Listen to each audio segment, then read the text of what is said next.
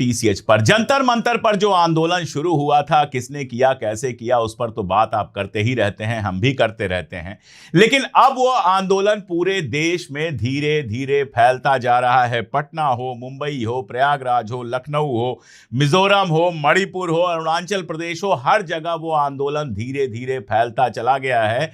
और अब सरकार की हालत यह है कि आज सुबह सुबह मोदी जी ने एक लंबा भाषण दिया है ट्विटर पर, हिंदी और अंग्रेजी दोनों में भाषण दिया है ट्विटर पर, और कहा है मुझे छात्रों की बहुत चिंता है और जो नीट के पेपर के लीक और इन सारी चीजों के लिए जिम्मेदार है उसे कड़ी से कड़ी सजा मिलेगी। कब? और अब ये भाषण दे रहे हैं आप। ये भाषण सिर्फ इसलिए है क्योंकि यह आंदोलन इनके कंट्रोल से बाहर निकल चुका है। हमारी टीम लगातार जंतर मंतर पर बनी हुई है। रात के 2-2 बजे तक हमारे रिपोर्टर वहां पर हैं, लगातार चीजों को देख रहे हैं। वो सारी डिटेल तो आपको हम देंगे ही। बहुत सारी ऐसी चीजें हैं जो बाहर से समझ में नहीं आ रही हैं, जो वहां रहने पर समझ में आती है। लेकिन जो बात आप घर बैठकर भी समझ सकते हैं वो ये कि नरेंद्र मोदी अपनी पूरी प्रधानमंत्री की लाइफ में पहली बार खुल के डरे हुए नजर आ रहे हैं। पहली बार यह है कि आकर उन्होंने सीधे छात्रों को संबोधित करने की कोशिश की है, और उसका असर अगर आपको देखना है तो जाकर कमेंट बॉक्स देख लीजिए और जाकर देख लीजिए जो उसके कोट रिट्वीट होते हैं कि लोगों ने क्या क्या लिखा है और क्या क्या सवाल पूछा है। राहुल गांधी ने भी नरेंद्र मोदी को जवाब दिया और कहा कि शिक्षा व्यवस्था में जो बर्बादी आई है उसके लिए सबसे बड़े जिम्मेदार आप हैं, क्योंकि आप प्राइम मिनिस्टर हैं। और राहुल गांधी का जो जवाब है उसके नीचे कमेंट देखिए, जनता का मूड आपको समझ में आ जाएगा। लेकिन इसी के साथ साथ एक और राजनीति चल रही है, उस राजनीति को भी समझना बहुत जरूरी है। मैं आपको 3 चीजें एक के बाद एक दिखाता हूं। पहली चीज आपको दिखाता हूं सोनम वांगचुक का नया लेटर। टाइप किया हुआ लेटर है, हाथ से लिखा हुआ लेटर नहीं है, टाइप किया हुआ लेटर है, और यह सरकार के लिए। इसमें उनकी मांगे घटकर बस 2 रह गई हैं। पहली बात तो यह कि जिन बच्चों को मार पड़ी थी उन बच्चों को कंपनसेशन दिया जाए, बहुत अच्छी बात है। और दूसरी मांग यह कि संसद के अंदर इस मुद्दे पर बहस किया जाए, यानी धर्मेंद्र प्रधान के इस्तीफे की बात इसमें से गायब हो चुकी है। यानी सोनम वांगचुक को धर्मेंद्र प्रधान का इस्तीफा अब नहीं चाहिए। इसके पहले जो उनकी मांग थी उसमें ही यह गायब हो चुका था। उसमें विपक्ष के नेताओं को बुला रहे थे और कह रहे थे विपक्ष के नेता आएं और मुझसे वादा करें कि संसद के अंदर बहस करेंगे। और एक और बात बताऊं कि यह लेटर आने से पहले उनसे मिलने गए थे जेपी नड्डा साहब और एक साहब और उनसे मिलने गए थे, यानी बीजेपी के नेताओं से मुलाकात के बाद धर्मेंद्र प्रधान के इस्तीफे की मांग सोनम वांगचुक ने छोड़ दी है। अब दिखाता हूं आपको दूसरा सीन, जिसमें अभिजीत दीपके और सौरभ दास जो कॉकरोच जनता पार्टी के नेता हैं वो बयान दे रहे हैं कि जब तक धर्मेंद्र प्रधान इस्तीफा नहीं देंगे तब तक हम यहीं पर बैठे रहेंगे। तो सोनम वांगचुक कह रहे हैं इस्तीफा नहीं चाहिए, ये लोग कह रहे हैं इस्तीफा चाहिए। अब आप तीसरा बयान देखिए, तब आपके समझ में बहुत सारी चीजें आ जाएंगी। गीतांजलि वांगचुक जो सोनम वांगचुक जी की पत्नी हैं, जंतर मंतर पर जो जुलूस निकला था जिससे वो गायब थी, उस जुलूस में वो गई नहीं थी। जिस दिन जुलूस निकलना था उस दिन सोनम वांगचुक जी का जो डिमांड था कि विपक्ष के नेता हमसे आकर मिलें और संसद के अंदर बातचीत करने की बात करें, वो बयान गीतांजलि ही लेकर आई थी उस दिन, जिस दिन 20 तारीख को इन लोगों ने कॉल दी थी स्टूडेंट्स को संसद तक मार्च करने की। उस संसद मार्च से पूरे दिन गायब रही, शाम को लौटी और ट्रक में बैठकर कुछ बोलकर चली गई अभिजीत दीपके के साथ। वो गीतांजलि वांगचुक टीवी चैनल पर बैठकर कह रही हैं कि राहुल गांधी ने बहुत गलत किया प्रधानमंत्री के घर के बाहर धरना देकर। आंदोलन तो जंतर मंतर का है, आंदोलन तो हमारा है। तो गीतांजलि वांगचुक या फिर सोनम वांगचुक मोदी से कोई सवाल नहीं पूछ रहे हैं, सवाल उनको राहुल गांधी और विपक्ष से पूछना है। अब ये 3 जो सीन मैंने आपको दिखाए उसमें ही आपको समझ में आ जाएगा सब कुछ। और उन 3 सीन्स के साथ मुंबई का ये इस लड़की का वीडियो देख लीजिए जिसने बस के सामने हाथ लगा दिया, क्योंकि उस बस में मुंबई पुलिस छात्रों को गिरफ्तार करके ले जा रही थी और मुंबई पुलिस को उन बच्चों को छोड़ना पड़ा क्योंकि वहां पर भीड़ इकट्ठा हो गई। एक और वीडियो जिसमें बच्चों ने खोल दिया दरवाजा ताकि जिनको गिरफ्तार किया गया है वो रिहा हो जाएं। एक और वीडियो पटना का, जहां वाटर कैनन जब चलाने लगी पुलिस तो बच्चे उसमें डांस करने लगे, युवा उसमें डांस करने लगे। और दिल्ली के ढेर सारे वीडियो जो हम आपको रोज दिखा ही रहे हैं और वहां के लोगों से जो बात हुई है वो भी आपको सुनवाएंगे। इन चारों को एक साथ कीजिए। सोनम वांगचुक बहुत साफ लग रहा है कि हार मान चुके हैं और कैसे भी निकलना चाहते हैं। सरकार बस इतना आश्वासन दे दे कि संसद के अंदर बहस होगी और बच्चों को कंपनसेट किया जाएगा, वो अपना अनशन छोड़कर चले जाएंगे, लेह वापस चले जाएंगे। उस चिट्ठी का मतलब यही है। गीतांजलि वांगचुक आकर खेल खेल रही हैं। उनको राहुल गांधी से दिक्कत है, नरेंद्र मोदी से नहीं। वो बैठकर वहां पर अपना नरेशन चला रही हैं, जैसे कि वो आंदोलन ओन करती हैं, मालिक हैं। अभिजीत दीप के धर्मेंद्र प्रधान के इस्तीफे से कम पर राजी नहीं है, क्योंकि अगर अभिजीत दीप के जंतर मंतर पर अपने मंच से कह देंगे कि नहीं नहीं हमें प्रधान साहब का इस्तीफा नहीं चाहिए, बस बहस हो जाए इतना काफी है, तो वहां जो बच्चे खड़े हैं ना, वो उनको मंच से उतार के कहेंगे कि टिकट कटाओ, बोस्टन जाओ, तुम्हारी जरूरत नहीं है, हम इस आंदोलन के नेता हैं। और जो बाद में मैंने आपको वीडियोस दिखाए उनको आप देखिए, वहां सीधे नरेंद्र मोदी से इस्तीफा मांगा जा रहा है। वो किसी को लीडर मानने वाले बच्चे नहीं हैं, वो सीधे भिड़े हुए हैं सरकार से, बिना डर के बस के सामने खड़े हैं, पानी की बौछार में खड़े हैं। कल दिल्ली के अंदर फिर से आंसू गैस के गोले छोड़े गए, उन आंसू गैस के गोलों के सामने शान से खड़े हैं। वो किसी से डरने को तैयार नहीं। वो सत्ता बदलने की बात कर रहे हैं, वो नरेंद्र मोदी को बदलने की बात कर रहे हैं। और जब ये बातें हो रही हैं तो मुझे लोहिया जी का एक पुराना कोट याद आ रहा है, जिसमें लोहिया जी ने कहा था कि जिंदा कौमें 5 साल तक इंतजार नहीं करती, यानी बैठकर वेट नहीं करती कि चुनाव आएगा तब बदलाव होगा। वो सरकार से सवाल पूछती हैं, सरकार से जिस दिन सवाल पूछना होता है वो सवाल पूछती हैं। और आप देखते हैं कि मोदी जी पर एक लाइन लिख देने के लिए लोगों को जेल हो जाती थी, और ये बच्चे पूरी ताकत से ऐसी भाषा में भी, जो भाषा हमारे जैसे लोगों को पसंद नहीं आएगी, जाहिर तौर पर गाली गलौज हमारे कल्चर में नहीं रहा है, हम जिस पीढ़ी में थे उसमें यह सब नहीं किया जाता था, लेकिन ये नई पीढ़ी है, इसकी अपनी भाषा है, इसके अपने तरीके हैं। और वो मोदी जी को लेकर, इस सरकार को लेकर, आरएसएस को लेकर, बीजेपी को लेकर हर तरह की बातें कर रहे हैं, और किसी की हिम्मत नहीं है कि उनके ऊपर उंगली रखते। ये फर्क है। जब मैं कहता हूं कि आंदोलन नेताओं से आगे निकल चुका है, तो ये फर्क है। अब बात करते हैं राहुल गांधी की। राहुल गांधी जी ने कौन सा अपराध कर दिया? गीतांजलि जी, ऐसी कौन सी गलती कर दी उन्होंने?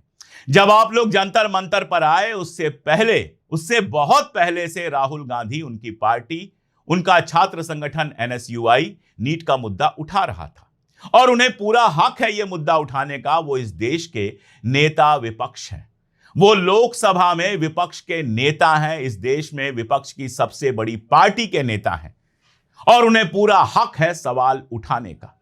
और आप देखिए, उन्होंने सवाल उठाया, उनके साथ बेहुरमती की गई, उनके साथ बदतमीजी की गई, उनको खींचा गया, चोट आई उनको, जूता उनका गायब हो गया, सब कुछ हो गया। लेकिन कल जब वो खड़े थे, जब उनसे पूछा गया प्रेस कॉन्फ्रेंस में कि आपके साथ क्या हुआ, कोई और नेता होता तो कहता अरे मुझे बहुत बुरी तरह से मारा, मेरे साथ ऐसा हुआ, मेरे साथ वैसा हुआ। 40 साल नहीं, 70 साल में किसी नेता विपक्ष के साथ इस तरह की बदतमीजी का व्यवहार नहीं हुआ था। वो चाहते तो आधे घंटे रो सकते थे। मुझे कल याद आया, मैंने लिखा भी था कि हमारे प्रधानमंत्री महोदय पंजाब गए थे, जरा सा कुछ हो गया था, सारी सुरक्षा, एसपीजी, डीपीजी, पीपीजी, पता नहीं क्या क्या होता है, मुझे तो पता भी नहीं है, वो सब थी। लेकिन लौट के आके क्या लिखा उन्होंने कि कह देना अपने मुख्यमंत्री से कि मैं जिंदा बच के चला आया। इतनी एसपीजी के बावजूद जरा सी चीज में इतना डर गए थे मोदी जी, और विक्टिम कार्ड खेल रहे थे। और राहुल गांधी ने कल कहा कि मेरे साथ जो हुआ उसका 5 गुना बुरा कर लो, मुझे कोई फर्क नहीं पड़ता, और मार लो मुझे, और खींच लो, गिरफ्तार कर लो, बसों में घुमाओ, जो करना है करो, कोई फर्क नहीं पड़ता। 5 गुने का मतलब यही हुआ। मेरी चिंता में छात्र हैं, उन स्टूडेंट्स के साथ जो हुआ वो गलत हुआ, और गीतांजलि जी, इससे आपको सीखना चाहिए। जब वो स्टूडेंट्स लाठी खा रहे थे तो ना आप थी और ना वो लीडर्स थे जिन्होंने कॉल दिया था। अभिजीत दीप के ट्रक के अंदर बैठे थे, बाद में माफी मांगी। सौरभ दास और आशुतोष रांका के बारे में उन्होंने कहा कि इनके मोबाइल छीन लिए गए थे, और जो तस्वीर आई थी नड्डा साहब के साथ, दोनों के हाथ में मोबाइल थे। झूठ बोलना पड़ा। विजय दहिया की तो बात ही छोड़ दीजिए, उनको अब निकाल दिया गया है। फिर भी मैं इनसे शिकायत नहीं कर रहा हूं कि ठीक है, युवा हैं, अपनी गलतियों से सीखेंगे, अगली बार आएंगे और रहेंगे। लेकिन गीतांजलि जी, आप तो युवा नहीं थी। आप चली गई होती, जिस तरह से डिंपल यादव जी वहां बैठकर बच्चों की सेवा कर रही थी, बच्चों के लिए लड़ रही थी। गीतांजलि जी, आज आप राहुल गांधी पर सवाल उठा रही हैं, उस समय आप कहां थी? उस समय किस सुरक्षित बंकर में आप बैठ गई थी कि बच्चों पर गिरती हुई लाठियां आपको नहीं दिख रही थी? आपके पति ने कॉल दी थी, आपने कॉल दी थी, आपके संगठन ने कॉल दी थी, आपकी जिम्मेदारी बनती थी कि बच्चों के आगे आगे चलो, तब आप गायब थी और अब आप राहुल गांधी पर सवाल उठा रही हैं। सवाल तो यह उठता है कि वाकई आप इस आंदोलन के साथ हैं या कोई खेल खेल रही थी जो बिगड़ गया है छात्रों के इस उत्साह की वजह से और नेता विपक्ष राहुल गांधी के आने की वजह से। आंदोलन है, आप जंतर मंतर पे कीजिए, कोई कहीं और करेगा। क्या देश भर के बच्चे जंतर मंतर पे ही आएंगे? क्या पटना में जो आंदोलन चल रहा है वो कोई दुश्मनों का आंदोलन है? क्या अरुणाचल प्रदेश में जो आंदोलन चल रहा है, या मिजोरम मणिपुर में जो आंदोलन चल रहा है, या लखनऊ विश्वविद्यालय के छात्र संगठनों ने जो जुलूस निकाला, या प्रयागराज में जो जुलूस निकला, या पटना में जो जुलूस निकला, या मुंबई की वो लड़की जो बस रोक रही थी, ये सब जंतर मंतर आएंगे तभी इनको आप मानेंगे ये छात्रों के हित में है? ये सोनम वांगचुक जी की लीडरशिप में काम करेंगे तभी आप मानेंगे कि ये छात्र हित में है? क्या कोई ठेका दिया गया है आपको कि जो आपके पीछे चले वही सही? अरे भाई, आंदोलन है, सब अपने अपने तरीके से करेंगे। आप अपने तरीके से कीजिए, उसको पूरा सपोर्ट है। राहुल गांधी अपने तरीके से करेंगे, उसको पूरा सपोर्ट है। अगर इतनी दिक्कत है राहुल गांधी से, तो क्यों विपक्ष के नेताओं को बुला रहे थे सोनम वांगचुक जी कि संसद में मुद्दा उठाएं? कल तक राहुल गांधी क्यों नहीं आ रहे हैं और आज राहुल गांधी आ गए तो दिक्कत हो गई? क्यों दिक्कत हो गई भाई? आपकी न्यूज वैल्यू कम हो गई। इंटरनेशनल अखबारों में राहुल गांधी की खबर छपी, फिर कहा मैंने नेता विपक्ष हैं। इंग्लैंड में नेता विपक्ष को शैडो प्राइम मिनिस्टर कहा जाता है, कैबिनेट मिनिस्टर के बराबर दर्जा होता है हमारे यहां। क्यों नहीं बोलेंगे भाई? क्या करें? बैठे रहें, चुपचाप बैठे रहें, कुछ ना बोलें, या फिर सोनम वांगचुक जिंदाबाद का नारा लगाएं? क्यों बोलेंगे? मतलब आम आदमी पार्टी आ जाए, उसमें बाकी पार्टियां आ जाए तो ठीक है, लेकिन कांग्रेस चली जाए, राहुल गांधी चली जाए तो पॉलिटिसाइज हो जाएगा। एक सवाल मैं पूछ रहा हूं कि कांग्रेस के आने के बाद ही भारतीय जनता पार्टी इतनी ज्यादा एक्टिव क्यों हो गई? कल कांग्रेस के लखनऊ दफ्तर पर अटैक करने का प्लान बनाया गया था। बीजेपी के लोग, वो कांग्रेस पार्टी जिसके पास सिर्फ 2 सीटें हैं, उसके खिलाफ आंदोलन करने पहुंच गए थे। अजय राय खुद लठ लेके बैठे हुए थे और बड़ा अच्छा बयान आया। मेरे जैसे आदमी के लिए दिक्कत हो सकती है, लेकिन बयान आया कि गांधी जी के लठ से स्वागत होगा। खड़े थे लोग, पुलिस को रोकना पड़ा, नहीं तो वहां बवाल होता। अब मेरा सवाल यह है कि आप अगर इतने बड़े नेता हैं तो भारतीय जनता पार्टी आपके खिलाफ क्यों नहीं आई? कांग्रेस के खिलाफ ही क्यों आ रही है? क्यों नहीं आम आदमी पार्टी के दफ्तर में पहुंच रही है? क्यों गुजरात में, बिहार में, यूपी में हर जगह कांग्रेस के दफ्तर पर हमला करने की कोशिश की जा रही है? मैं वजह बताता हूं, क्योंकि आप समझौता करके निकल जाएंगे, मामला खत्म हो जाएगा। कांग्रेस की लड़ाई बड़ी होगी तो इस देश में सरकार बदल जाएगी। यह फर्क है, इसलिए सरकार कांग्रेस से डरती है।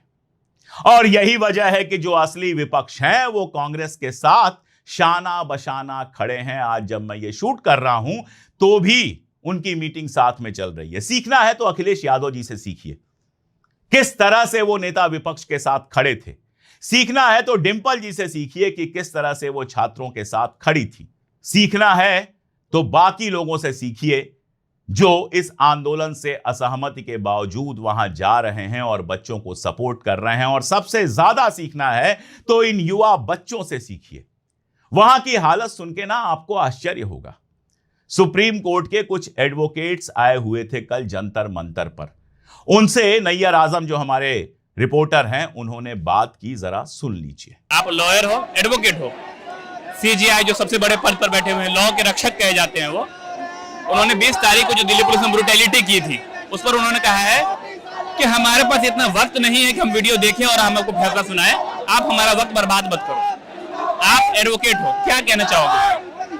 देखो, सीजीआई ने जो टिप्पणी की है, ऑब्जर्वेशन की है, ये इस कॉन्टेस्ट में काफी मायने रखता है। और जहाँ तक बच्चों की डिमांड का सवाल है तो हमें और संवेदनशील न्यायपालिका की आवश्यकता है और संवेदनशील सरकार की आवश्यकता है, जो कि इस मुद्दे को बहुत ही संवेदनशीलता के साथ देखें, क्योंकि बच्चे हैं, अगर इनसे बात की जाएगी, संवाद किया जाएगा तो खुद ही शांत हो जाएंगे और अपने घर चले जाएंगे। पढ़ने वाले लोग हैं, तो मुझे लगता है कि हम थोड़ी अपने जो महामहिम लोग हैं, जो ऊंचे पदों पर बैठे हैं, इनसे हम थोड़ी और संवेदनशीलता की अपेक्षा करते हैं। और ये बड़े लोग हैं, बड़े हृदय के स्वामी होंगे, ऐसी हम आशा करते हैं।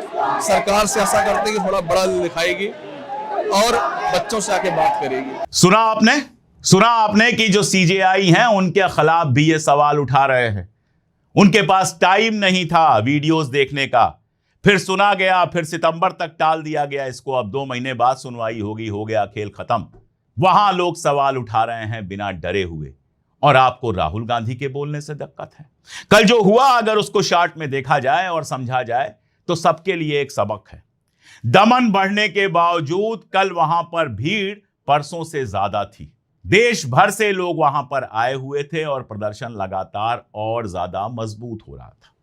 जाहिर तौर पर इसमें कुछ असामाजिक तत्व या तो घुसे थे या घुसाए गए थे, जिन्होंने पत्थरबाजी करने की कोशिश की, जिन्होंने मार पिटाई करने की कोशिश की, जिसके चलते वहां पर भगदड़ मची। जब तो पता चला कि बीएसएफ भी वहां पर है, बीएसएफ ने उसको संभालने की कोशिश की, आंसू गैस के गोले भी चले, लेकिन हालात बहुत नहीं बिगड़े और चीजें नॉर्मल हो गई। लोगों ने ह्यूमन चेन बनाई ताकि सुरक्षा की जा सके, ताकि किसी तरह की कोई अप्रिय घटना ना हो, और लोग वहां पर पूरे टाइम जुटे रहे। यानी लोग डरने को तैयार नहीं हैं, लोग अहिंसा के साथ हैं। अब इतनी बड़ी भीड़ है तो 2-4 लोग अगर उसमें आ जाएं, असामाजिक तत्व आ जाएं, और कौन जाने कि बीजेपी आरएसएस के लोगों ने ही कुछ असामाजिक तत्व घुसाए हों, तो उनके ऊपर पुलिस को कंट्रोल करना चाहिए। उनको गिरफ्तार करे पुलिस, जो पत्थर चला रहे हैं, जो लाठी चला रहे हैं, उनको गिरफ्तार करे पुलिस और वहां से हटाए।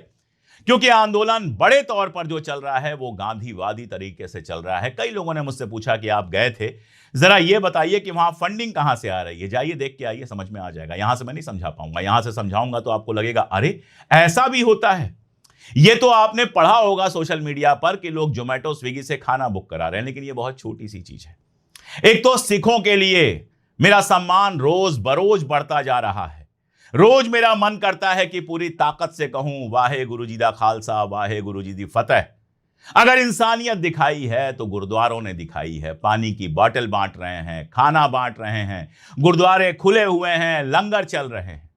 लोग जो जा रहे हैं, हाथ में कोई चॉकलेट लेके जा रहा है, कोई पानी की बोतल लेके जा रहा है। मैं गया तो वहां एक पापड़ वाला था, तो मैंने कहा भैया इसमें जितने पापड़ हैं सब बच्चों को बांट दो, पेमेंट मैं कर देता हूं।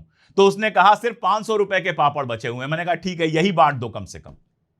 एक टिक्की छोले वाला है जो फ्री में टिक्की छोले खिला रहा है। घर से लोग खाना बनवा के ले जा रहे हैं। हमारे रिपोर्टर को बारिश होने लगी तो किसी ने रेनकोट दे दिया। खाना पूछ रहे हैं लोग, जो लोग कह रहे हैं गोदी मीडिया के साथ ऐसा सुलूक क्यों हो रहा है, उनको जाके देखना चाहिए कि जो बाकी मीडिया है जो उनके साथ है, उनके साथ कैसा सुलूक हो रहा है। आप स्टूडियो में बैठ के आग लगा रहे हैं, जिसका खामियाजा आपके रिपोर्टर्स को भुगतना पड़ रहा है। बहुत गलत है, लेकिन सच्चाई यही है। नहीं होना चाहिए उनके साथ, लेकिन हो इसलिए रहा है। उसके लिए आप जिम्मेदार हैं, एंकर्स, जो बैठ के कभी चाइना एंगल ढूंढ रहे हैं, कभी पाकिस्तान एंगल ढूंढ रहे हैं। लेकिन जो उनके साथ हैं वो जब जाते हैं तो उनको पानी भी पिला रहे हैं, उनसे प्यार भी कर रहे हैं, उनसे खाना भी पूछ रहे हैं, और इसकी फंडिंग कहीं से नहीं आई है। जो लोग जा रहे हैं जनता ही फंड कर रही है। मैं नहीं जानता मंच की फंडिंग के बारे में, मंच तक मैं गया भी नहीं, मेरा कोई इंटरेस्ट भी नहीं है। लेकिन मंच के नीचे जो जनता है ना, उनकी फंडिंग जनता कर रही है। एक बड़ा प्यारा सा वीडियो था, एक छोटी सी बच्ची थी, रही होगी 16-17 साल की। उससे किसी ने पूछा, पत्रकार ने, कि आपको आने से किसी ने रोका नहीं?